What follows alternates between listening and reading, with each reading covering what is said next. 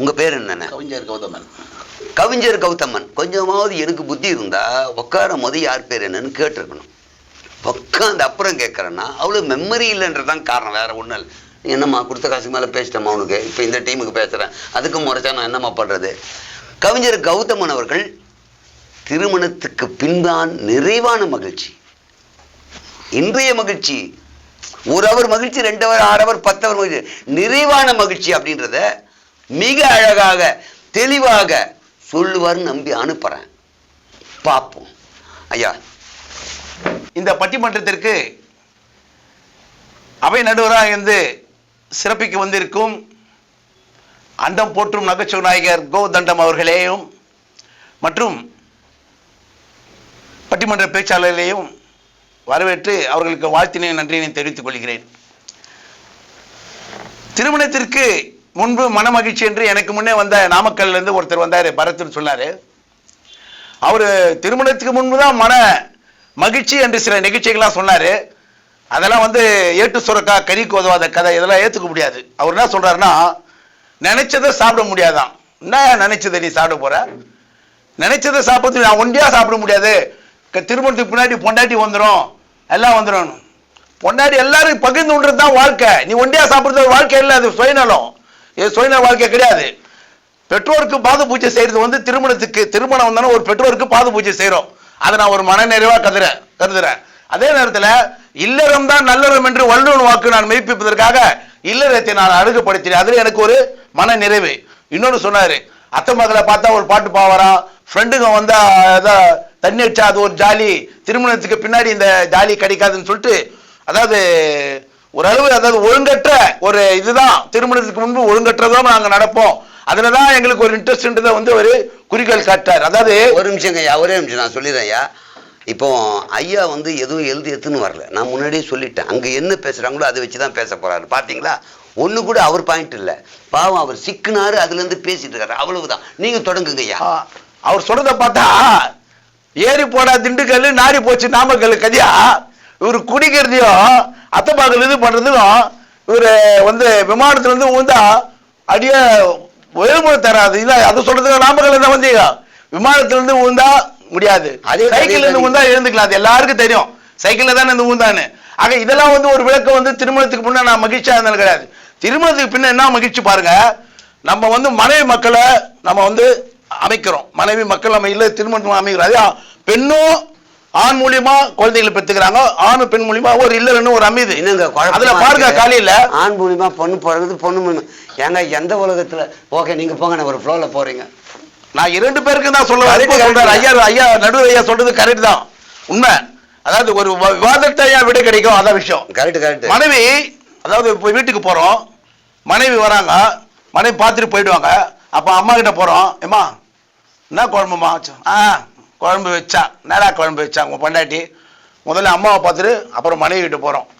அப்ப மனைவி சொல்லுவாங்க, பாருங்க உங்க அம்மா இன்னும் நல்லா தானே வச்சுக்கிறேன், குழம்பு நல்லா இல்ல கூட நான் 2 தடவை வாங்கி சாப்பிடுவேன். அதுதான் திருமணத்துக்கு அவஸ்தப்பட்டு நல்லா இல்லது நல்லான்னு சொல்லணும், வாங்கி சாப்பிடுவேன். கேட்டா என்ன நல்லா இல்லைன்றாங்க உங்க அம்மா, நல்லா இல்லைன்னா நான் சாப்பிடுவேனா? அவங்கள கூட என்ன பாரு. ஆக இருவரையுமே சமாதானப்படுத்தி கொண்டு வாழ்கின்ற ஒரு வாழ்க்கையில நான் மனநிலை காண்றேன்.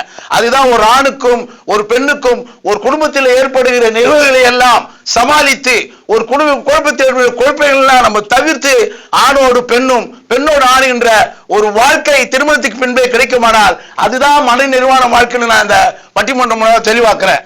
அதே போல வாரத்துக்கு ஒரு முறை தான் குளிப்பாராம், அவ்வளவு ஒழுக்க கெடுப்பார்.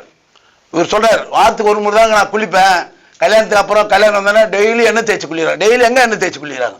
இல்ல, எல்லாமே அவர் ஏதோ வந்தாரு, நாமக்கல் பாரதி வச்சாரு, ஏதோ இளைஞர் அவர் திருமணம் ஆயிடுச்சா இல்ல தெரியல, ஆவல பேருந்து அவர் ஏதோ பேசுறாரு. ஆனா அவருடைய பேச்செல்லாம் இது பட்டிமன்றத்துக்கு செல்லாது. பட்டிமன்றத்துக்கு இல்ல, எங்குமே செல்லாது. இது திருமணத்துக்கு பின்புதான் ஒரு ஆணோ ஒரு பெண்ணோ மனநிறைவு அடைய முடியும் என்று நான் ஆணித்தரமா சொல்றேன். எவ்வளவு கொஞ்சல்கள், எவ்வளவு இது ஒரு திருமணம் விளையாட்டு விஷயம் இல்லைங்க. அம்மாவை பாக்குறோம், அப்பாவை பாக்குறோம், அப்பாவை பார்த்தோன்னா மனைவி பாக்குறோம், மனைவி பார்த்தோன்னா பிள்ளைகளை பாக்குறோம், பிள்ளைகளுடைய தேவைகளை பூர்த்தி செய்யறோம். பெரியவன் கோச்சுக்குவான், சின்னவன் அப்பா தானடா வாங்கிக்கலான்னுவான். அவங்களுடைய அந்த கெஞ்சல்கள் மிஞ்சல்களையா நம்ம சமாளிச்சு அவங்களுக்கெல்லாம் அவங்களுக்கு தேவைகளை நம்ம பூர்த்தி செய்து அதில் ஒரு மனநிறை அடையுது பாருங்க. அது வந்து எந்த ஆணுக்கும் பெண்ணுக்கு கிடைச்சா ஒரு பெரிய பாக்கியங்க. இப்ப பாருங்க, நானு கல்யாணம் ஆகி எனக்கு 2 பிள்ளைங்க, 2 பிள்ளைங்களும் நல்ல ஸ்டேஜில் இருக்கிறாங்க. எஸ், நல்ல குட் ஹேபிட்ஸ் ஆல்சோ. நான் வந்து கவிஞர்னா டைம் பாசிங் கவிதை எழுதுவேன், மற்ற நேரத்தில் இந்த பிவிசி டோர் அந்த மாதிரி எல்லாம் பண்ணுவேன். ஒரு மார்க்கெட்டிங் பண்ண வந்திருக்காரு. நீங்க எதுவும் தப்பா நினைச்சிடாதீங்க. பட்டிமன்றத்துல அவர் டாபிக் இல்ல, இவரு கொடுத்ததை வச்சு இவரை போட்டு தாழ்ச்சாரு.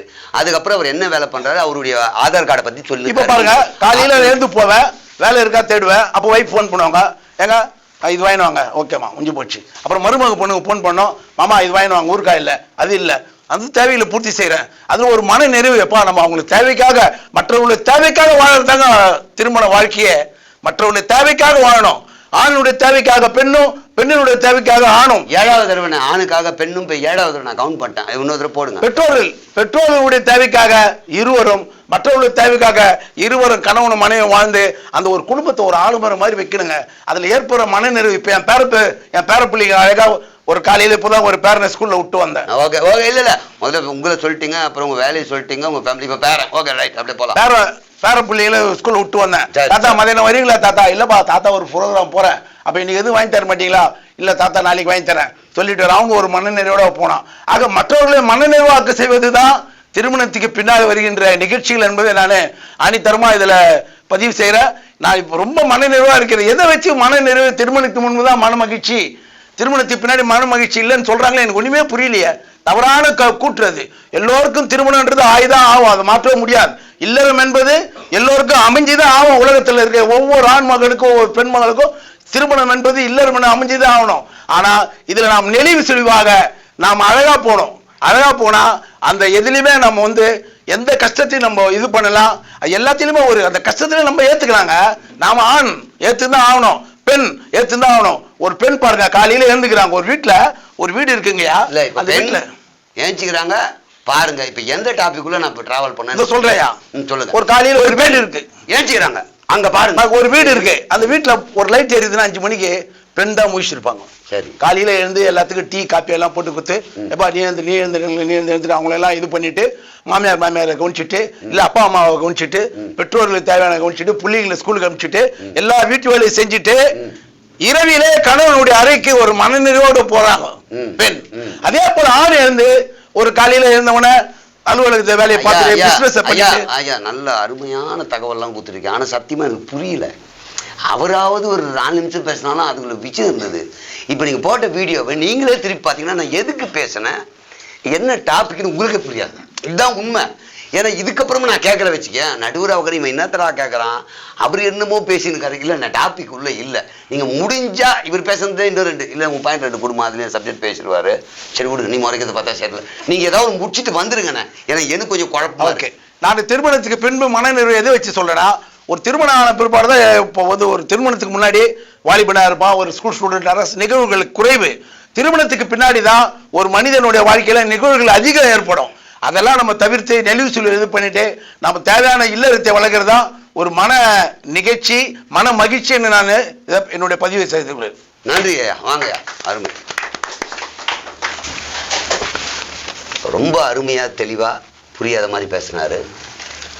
அது புரியறதுக்கு நமக்கு 7ஆம் அறிவுன்னு ஒன்று வேணும். 6 அறிவு தான் எனக்கு இருக்கு, அதனால தான் புரியலையே தவிர நீங்க தப்பா. உங்களுக்கு 7 அறிவு தான் புரியும். சுத்தி சுத்தி ஒரு விஷயத்துக்குள்ள வந்தார்.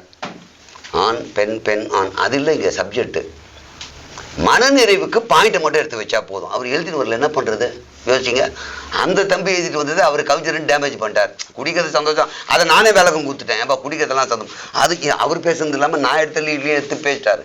அதுக்கப்புறம் இவருடைய ஆதார் கார்டு, இவருக்கு எத்தனை பசங்க, இவர் காலையில் எழுந்து எந்த வேலைக்கு போறாரு, பேரனை எப்போ விட்டு வந்தார், எல்லாத்தையும் சொல்லிட்டார். இது பட்டிமன்றத்துக்குள்ள வருமானா வரும், ஃபுட்டேஜ் இல்லை.